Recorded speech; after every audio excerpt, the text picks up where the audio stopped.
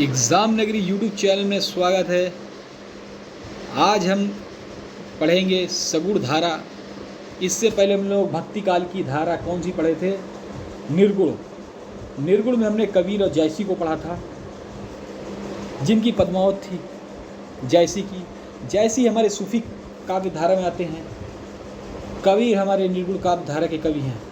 अब हम पढ़ेंगे सगुण काव्य धारा, जिसमें कृष्ण भक्ति काव्य धारा और राम भक्ति की काव्य धारा। राम भक्ति का प्रतिनिधित्व करेंगे तुलसीदास जी और कृष्ण भक्ति का प्रतिनिधित्व करेंगे सूरदास जी। और ये दो धारा हमने संत काव्य धारा कबीर और सूफी जयसी जी ये पढ़ चुके हैं। तो चलते हैं, आप चलिए।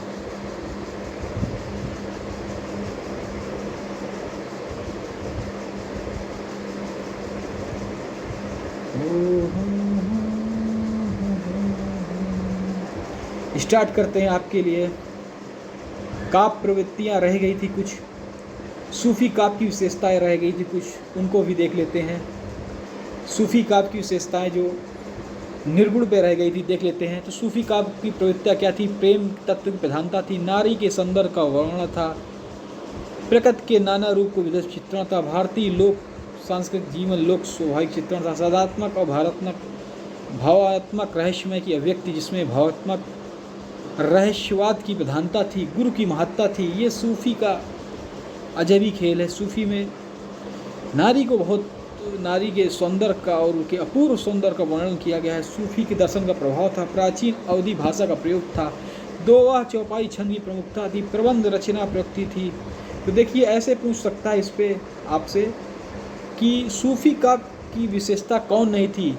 तो सूफी काव्य की विशेषता में उसने डाल दिया सगुण कृष्ण भक्ति धारा से, वही मैच नहीं करेगा, वही आपका आंसर बन जाएगा जी। श्रृंगार रस की प्रधानता, अब इसमें वीर रस डाल दे तो आपका कि सूफी काव्य धारा में 4 डाल दे, दोहा प्रमुखता और डाल दे श्रृंगार रस की प्रधानता को हटाकर वीर रस की प्रधानता डाल दे, तो यही आपका निगेटिव पॉइंट में चला जाएगा कि ये नहीं है। जीव आत्मा को पुरुष आत्मा को नारी के रूप में माना जाता था, उपलब्ध थी। सूफी काव्य में लोक रंजक के साथ साथ लोक मंगल की भी भावना थी। धर्म संप्रदाय और वर्गत भेदभाव को भुलाकर सहिष्णुता और सामान्यशीलता का संदेश दिया जाता था। इस प्रेम की भावना अत्यंत उद्दत और पवित्र थी। तो सूफी में देखिए, नारी, जात पात, श्रृंगार रस की प्रधानता, दोहा चौपाई, अवधि प्रयोग, ये सब की खासकर विशेषताएं थी। ये आप थोड़ा सा इनको याद कर लीजिएगा। तो इसमें जो नहीं है पूछ लेता, निर्गुण का डाल, सगुण में निर्गुण का डाल दे, सगुण निर्गुण में सगुण का डाल देगा, पूछ लेगा ये है तो वीर को हटाकर रीत डाल देगा, तो वहाँ से आपको समझ में आ जाएगा। रामचंद्र शुक्ल के शब्दों में अगर कहा जाए तो ये देखिए, अब ये क्वेश्चन है आपके लिए बहुत बेहतरीन। ये पूछा जाता है कथन किसका है, तो इसको देख लीजिए। प्रेम स्वरूप को सामने लाकर सूफी कवियों ने हिंदू मुसलमान दोनों को मनुष्य के समान रूप दिखाया और भेदभाव के दस्यों को हटाकर पीछे कर दिया। ये किसका है? आचार्य रामचंद्र शुक्ल का। तो मैंने आपको अपनी ट्रिक बताई थी कि जहाँ रामचंद्र शुक्ल का अगर नाम आ जाए तो 95% आप पंक्ति पे मार दीजिए, सही हो जाएगा। फिर नहीं है ये तो डॉक्टर नागेंद्र को मारिए, ये नहीं तो हजारी प्रसाद को मारिए। चलिए, राम भक्ति काव्य धारा देखते हैं। अब हम आ गए हैं सगुण भक्ति धारा पे। सगुण भक्ति धारा के सगुण भक्ति धारा में कौन कौन से मैंने आपको बताए थे? सगुण में राम भक्ति और कृष्ण भक्ति। राम भक्ति है तुलसीदास जी की और कृष्ण भक्ति है सूरदास जी की। तो हम लोग अभी राम भक्ति पे हैं। राम का परंपरा मर्यादा पुरुषोत्तम रामचंद्र जी के शील शक्ति सौंदर्य से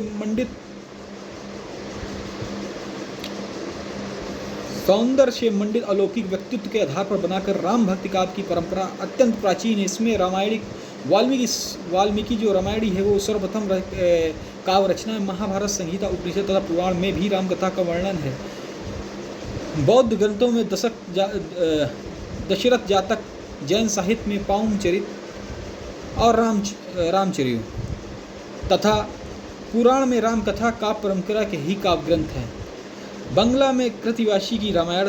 तो पूछता है बंगला में कौन सी रामायण है? तो कृतवासी की रामायण, तमिल में महाकवि कम्ब की रामायण, तेलुगु में रंग रामायण, मराठी में स्वामी एकनाथ की भावार्थ रामायण। तो ये सब पूछ लेता है कौन। असमिया में पद रामायण तथा गुजराती में विष्णुदास की राम कथा। तो विष्णुदास की ने क्या लिखा है? राम कथा लिखा है। राम का पुनर्का को लिखी रचना। ये क्वेश्चन पुटअप होते बनते हैं। राम भक्त और कवि काव्य रामानंद हिंदी राम भक्ति काव्य की परंपरा के प्रथम कवि हैं। इन्होंने तुलसीदास इस परंपरा के प्रतिनिधित्व कवि हुए हैं, क्योंकि राम भक्ति के अगर पूछ ली जाए तो तुलसीदास हैं। आपका ये क्वेश्चन पुटअप हो गया। किस चीज़ के हैं? सगुण काव्य भक्ति धारा के, जिन्होंने रामचरितमानस की रचना कर राम को जन जन आराध्य के रूप प्रतिष्ठित किया। वास्तव में तुलसी द्वारा राम के अवतार की पूर्ण प्रतिष्ठा हुई है। तुलसी शमन्यवादी कवि। तुलसी कैसे कवि हैं? अगर आ जाए, तुलसी शमन्यवादी कवि हैं। उन्होंने राम और शिव को एक दूसरे को का भक्त बताकर शैव संप्रदाय तो और वैष्णव संप्रदाय के बीच वनमानस को समाप्त करने में महान। तो किस कवि ने वैष्णव और शैव संप्रदाय की वैनव समाप्त किया? तो तुलसीदास जी का महान योगदान है। तुलसीदास के 12 ग्रंथ प्रमाणिक माने। तुलसीदास के कितने ग्रंथ प्रमाणिक माने जाते हैं? आप आंसर देंगे 12 ग्रंथ प्रमाणिक माने जाते हैं। मैं एक एक क्वेश्चन को कहते नहीं, सुई धागा से, जैसे सुई से धागा को उखेला जाता है, उसे कुछ उखेलूँगा और आपके पेपर में छपेंगे। तुलसीदास की रचनाओं में रामचरित महाकाव्य, रामचरित की रचनाएं किसकी है? तुलसीदास की है। किस पे है? सगुण कवि की है। ठीक है। अन्य रचनाएं गीतावली ही, कवितावली ही, विनय प्रत्याह, जानकी मंगल, पार्वती मंगल, दोहा, राम बर रामायण, कृष्णा गीतावली, रामलला, अच्छू वैग्रान, संदीपनी। तो ये तुलसीदास की इतनी अगर आप याद कर लेंगे या राइट कर रहे हैं, मैं कहता हूँ टीजीटी में आपको या पीजीटी में एक क्वेश्चन देखने को मिलेगा। पिछली बार आया था, कहाँ गया तुलसीदास जी का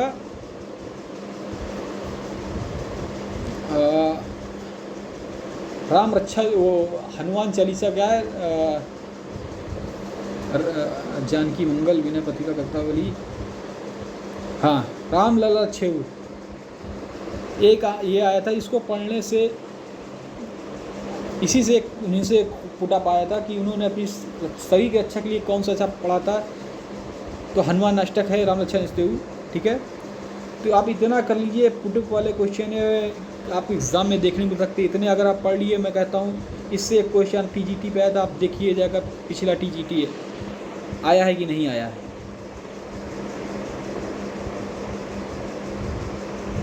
राम भक्त काव्य धारा के अन्य कवियों, अन्य कवि देखिए। अब राम धारा के निर्गुण में तो सगुण में तो हैं तुलसीदास जी, लेकिन इनके अलावा अन्य कवि हैं, उनकी तरफ भी आप जरा देख लीजिए। जिनमें से पूछ लिया जाए अग्रदास किस काव्य धारा के हैं? ईश्वरदास, नाभादास, लालदास, सेनापति, ये भी कृष्ण भक्ति धारा के हैं। रामानंद के शिष्य अग्रदास। तो क्वेश्चन आता है, जैसे ये देखिए छपने वाला क्वेश्चन है कि रामानंद के शिष्य कौन थे? रामानंद अग्रदास के शिष्य, रामानंद के शिष्य अग्रदास हैं। अग्रदास की ध्यान मंजरी, अष्टायाम, राम भजन मंजरी रचनाएं हैं। इनको नोट कर लीजिए कि अग्रदासी कौन कौन सी है और किसके शिष्य थे। भरत मिलाप, अंगद पैजत, एक आपको जरूर छपी मिलेगी। अंगद पैज, सत्यवती कथा, ईश्वरदास की रचनाएं, नाभादास की अष्टायाम, भक्तमाल उल्लेखनीय है। भक्तमाल किसकी है? अग्रदास। केशवदास की रामचंद्रिका, ईश्वरदास की रचनाएं हैं, और नाभादास की अष्टायाम, भक्तमाल। तो रामादास की कौन सी है? भक्तमाल और अष्टायाम। ये सब आपको पुराने क्वेश्चन, पुराने आप सेट उठाइए, सब मिलेंगे। सब बहुत इंपॉर्टेंट सीरीज़ है ये लेक्चर। इससे पहले का जो लेक्चर मैं बता चुका हूँ, इससे पहले मैंने हिंदी साहित्य का आपको लेक्चर फर्स्ट क्लास जो हिंदी साहित्य का काल विभाजन और हिंदी साहित्य में आदिकाल, अब उसके बाद सेकंड टॉपिक सीरीज़ वाइज चल रहा हूँ। उसके बाद मैंने भक्ति काल लिया। भक्ति काल में मैंने निर्गुण पढ़ा दिया, अब सगुण पढ़ा रहा हूँ। इससे पहले आप पुरानी वीडियो और उसके साथ साथ सेट चल रहे हैं, प्रैक्टिस सेट चल रहे हैं। एक 3 बजे चलता है दोपहर में, एक 7 बजे चलता है।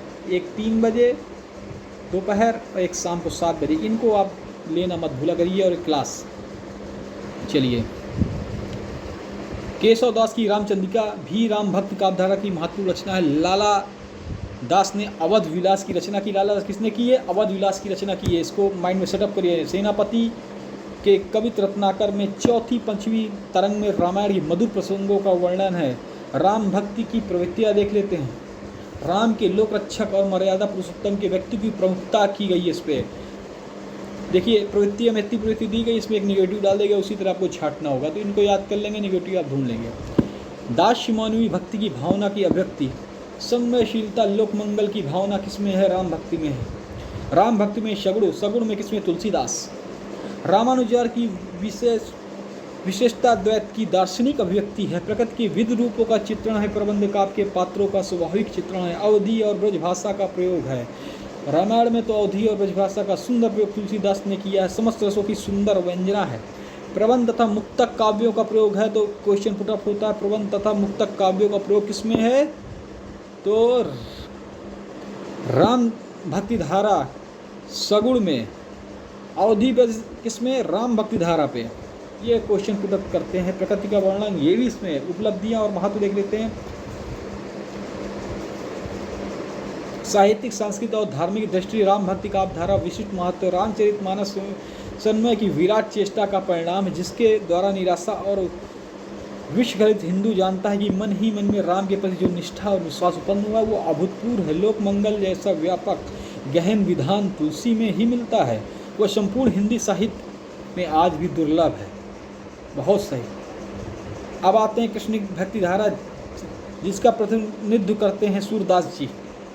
भारतीय साहित्य में भगवान श्री कृष्ण सगुण में किसमें? सूरदास जी किसका करते हैं? कृष्ण भक्ति काव्य धारा का। ये याद करिए।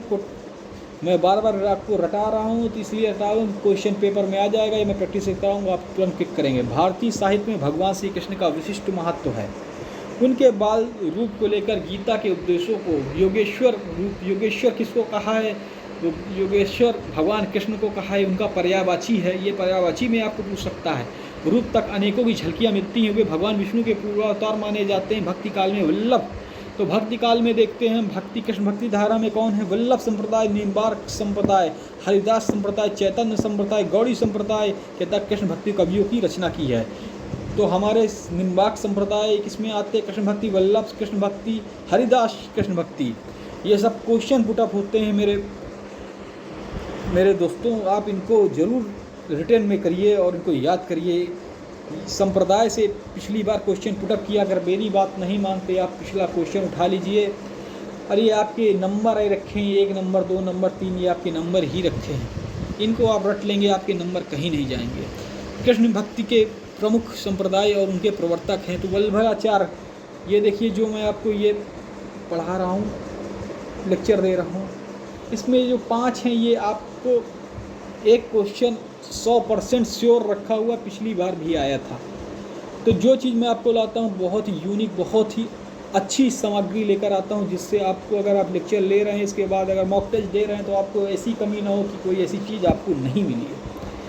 तो चलिए देखते हैं। वल्लभाचार्य, हमारे वल्लभाचार्य प्रवर्तक है। तो वल्लभ से प्रवर्तक वल्लभाचार्य, ये आप तो ट्रिक मिला ही लेंगे। निम्बार्क से निम्बार्काचार्य प्रवर्तक है, इसको कभी नहीं भूलेंगे। लेकिन राम वल्लभ संप्रदाय, इसकी ट्रिक नहीं होगी, इसको याद करना पड़ेगा। राम वल्लभ संप्रदाय के प्रवर्तक कौन थे? हित हरिवंश।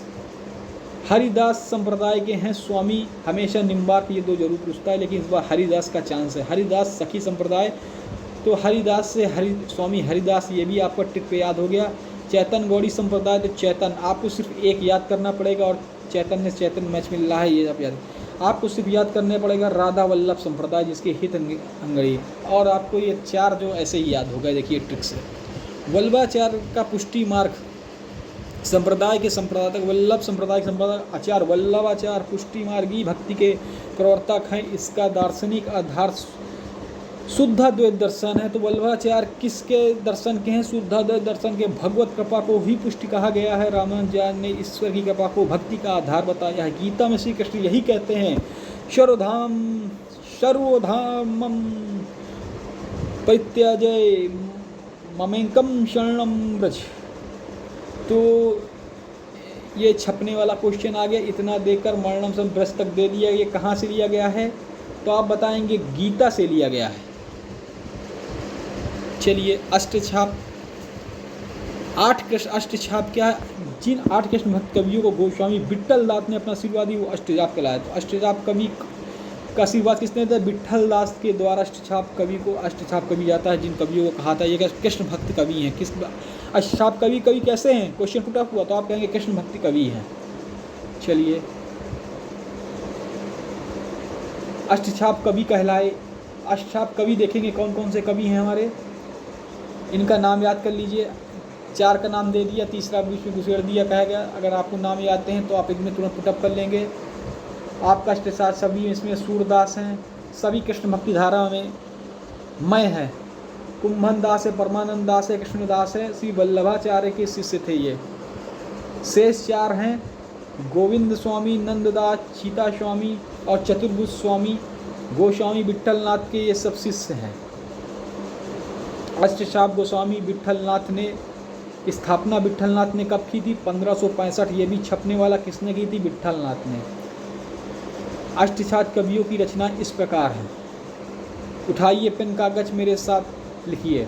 सूरदास, सूरसागर साहित्य लहरी सुरसावली सूरदास की, सब में सा कॉमन है तो 95% सूरदास की है। परमानंद दास, परमानंद सागर इन्हीं के नाम से है। नंददास की याद करना पड़ेगा। रास पंचाध्यायी, रास मंजरी, रूप मंजरी, प्रेम मंजरी, मानस मंजरी, नंददास पद्मावली। तो इस पे जैसे आपका नंददास का है तो मंजरी कई मंजरी हैं, लेकिन इसको आप याद कर लें ज़्यादा ठीक है, ज़्यादा ट्रिक नहीं लगाना चाहिए, कभी गलत हो सकता है। गोविंद स्वामी की पद्मावली है, छीत स्वामी की भी पद्मावली है, तो दोनों की पद्मावली है, लेकिन नाम जब पूछेगा तो एक ही का आएगा, दोनों नहीं दे देगा। दोनों दे देगा तो आपको नंबर फ्री मिलेंगे। चतुर्भुज दास की दान लीला है, कीर्तनवली है। कुंभन दास की क्या है? पद्मावली में पद संग्रह है। नोट करते चलिए मेरे साथ। इनके अतिरिक्त कृष्ण भक्ति कवि हैं, जो कृष्ण भक्ति कवि हैं उनको देख लेते हैं। इसमें मीराबाई हैं, इनका काल देख लेते हैं। 1498 से 1546 तक स्फुट पद हैं। गीत गोविंद टीका है इनका। नरसिंह जी का नायरा है, राग गोविंद है, राग सोठा के पद हैं। रसखान जी को देख लेते हैं, इनका काल देख लेते हैं 1533 से 1668 तक। इनका वास्तविक नाम, तो रसखान जी का कभी कभी वास्तविक नाम पूछ लेता तो सैयद इब्राहिम था। क्या था रसखान जी का नाम? और इनका कार्यकाल कितना, इनका काल कितना था? 1533 1618 ईस्वी। इनकी प्रेम वाटिका है, दान लीला है, इनकी रचनाएं हैं। सैयद इब्राहिम ये बहुत पूछता है इनका वास्तविक नाम। प्रेम वाटिका में कितने दो हैं? 53 दो हैं, जबकि दान लीला में मात्र 11 दो हैं। रसखान ब्रज भाषा पूर्ण अधिकार था, तो रसखान का किस भाषा में पूर्ण अधिकार था? तो ब्रज भाषा में था। और सब किसके कवि? कृष्ण भक्ति धारा के कवि हैं। चलिए, कृष्ण भक्ति काव्य की प्रवृत्तियाँ देख लेते हैं। तो इसमें कृष्ण की विविध लीलाओं का, अगर कृष्ण भक्ति है तो कृष्ण भगवान से ही रिलेटेड है, योगेश्वर से रिलेटेड है, विष्णु भगवान से रिलेटेड है। कृष्ण की विविध लीलाओं का वर्णन है, माधुर्य भाव की प्रधानता है, भक्ति के विविध रूपों, दास, सखा, कांता, नवधा, अभिव्यक्ति है। भ्रमर गीतों की परंपरा का विकास कब किसमें हुआ था? तो सगुण में किसमें? कृष्ण भक्ति धारा पे। संयोग की अपेक्षा विप्रम संहार का विस्तृत वर्णन कृष्ण काव्य की भाषा और ब्रज भाषा में है। कृष्ण काव्य की कौन सी भाषा है? ब्रज भाषा। गीति शैली संगीत प्रधान पद रचना है, मुक्तव काव्य रूप में रचना है इसका। संप्रदाय प्रभावित काव्य रचना है, नवीन दार्शनिक मतों की स्थापना है। उपलब्धियाँ देख लेते हैं। महत्व, कृष्ण भक्ति धारा का आनंद और उल्लास का काव्य है, इसके द्वारा मानव हृदय की रंगात्मक वृत्तियों का परिष्कार हुआ है। आचार्य रामचंद्र शुक्ल के शब्दों में इसको याद कर लीजिए, इन्होंने कृष्ण भक्ति धारा निर्गुण सगुण सब में कहा है।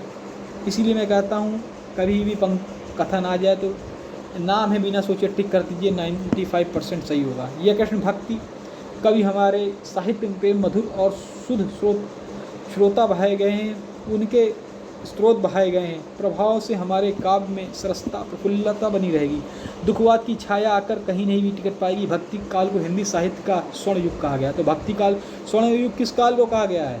तो आप कहेंगे सर भक्ति काल को हिंदी साहित्य का स्वर्ण युग कहा गया है। Very good. वस्तुनिष्ठ प्रश्न देख लेते हैं, चलते हैं।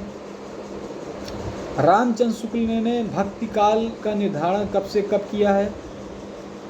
तो मैंने आपको बताया था आदिकाल के बाद हमारा भक्ति काल आता है, जो हमारा 1318 से लेकर 1643 व 1375 से 1700 ईस्वी कहीं कहीं ये दिया गया है।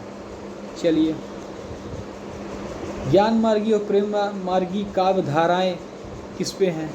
अगर मेरा पूरा लेक्चर आपने पढ़ा होगा तो आप खट से कह देंगे सर जी ये निर्गुण भक्ति धारा में है, जिसमें कबीर जी हमारे संत कवि हैं, संत संप्रदाय से हैं, और हमारे जायसी जी जो हैं सूफी संत से हैं। आप तुरंत बता देंगे।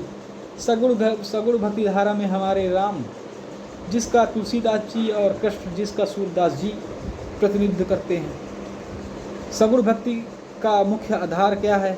अगर आपने मेरा पूरा लेक्चर लिया है तो आप बता देंगे सर जी श्रीमद् भगवत पुराण। भक्ति आंदोलन का प्रारंभ कहाँ से हुआ था? जहाँ से आप कह देंगे सर जी मैंने आपकी क्लास पूरी ली है, जहाँ पे विट्ठल दास, रामानंद दास, ये सब कहाँ के? हमारे दक्षिण भारत के हैं, इसलिए आप दक्षिण भारत में तुरंत टिक कर देंगे। ज्ञान श्रेयी काव्य धारा में कौन से कवि आते हैं? मैंने आपको कहा था ज्ञान श्रेयी धारा में संत कवि आते हैं। निर्गुण राम जपेहु रे भाई, अविगत की गति लाखी न जाई। इस पंक्ति के रचनाकार का कौन है? आप कह देंगे सर जी निर्गुण भक्ति धारा के जो कवि हैं कबीर दास जी, ये उनकी है। चलिए,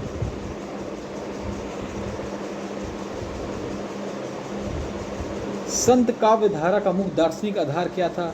आप खट से कह देंगे अद्वैत दर्शन। मैंने आपको टिक कर कहा था, इसको नोट कर लीजिए। उत्तर भारत में भक्ति आंदोलन का प्रचार किस प्रेरणा से हुआ? कह देंगे सर जी अभी पढ़ा है वैष्णवाचार प्रेरणा से। भक्ति की निष्पत्ति श्रद्धा और प्रेम के योग होती है। कथन किसका है? तो मैंने कहा था आपको कोई नाम नहीं आता। मैंने कहा था नागेंद्र, बाद में पहले आचार्य रामचंद्र शुक्ल में मारेंगे, और ये मैंने आपको पढ़ के कहा है जब आचार्य शुक्ल ना हो तब नागेंद्र मारेंगे। पहले था, लेकिन आचार्य राम शुक्ल है तो मार देंगे खट से, आपकी मौत के सही हो जाएगा। और मैंने आपको पढ़ाया भी है इस पर कि उन्होंने निर्गुण सगुण दोनों में अपने कथनों का विचार समानता दी है। भक्ति काल का सर्वोत्तम समय मान्य कथा भाई 1350 से 1650 ईस्वी। ग्रीशन कहाँ से भक्ति आंदोलन का उदय मानते हैं भाई? तो आप बता देंगे ईसाइयत भक्ति से, क्योंकि जॉर्ज ग्रीशन ने अंग्रेजी पे लिखा था अपना, तो भाई ये ईसाइयों को तो अपना मानेंगे उदय भक्ति आंदोलन का। चलिए, निम्नलिखित में भक्ति आंदोलन के सूत्रधार कौन नहीं है? तो मैंने आपको रामानंद पढ़ाया था, निम्बिकाचार्य, वल्लभाचार्य, कृपाचार्य मैंने आपको नहीं पढ़ाया था, ये नहीं है। धन्यवाद। अगर आपको क्लास अच्छी लगी हो तो कमेंट जाकर ज़रूर बोलिएगा सर जी सही क्लास अच्छी लगी है। और आपको जो भी क्लास पढ़नी हो, जो भी प्रैक्टिस करना हो वो कमेंट कर सकते हैं। और इस चैनल पर अगर ना है तो सब्सक्राइब करिए, और अपने दोस्तों को जोड़िए, उनसे भी सब्सक्राइब करिए, और ग्रुप को विस्तार करिए, जिससे ग्रुप विस्तार होगा तो और सुविधा यूट्यूब देगा, मैं वो और अच्छी क्लास आपको दूंगा उससे। तो आप सब्सक्राइब बढ़ाइए और बेल आइकन दबाइए और लाइक करिए और शेयर ज़रूर करिए इस वीडियो को। धन्यवाद।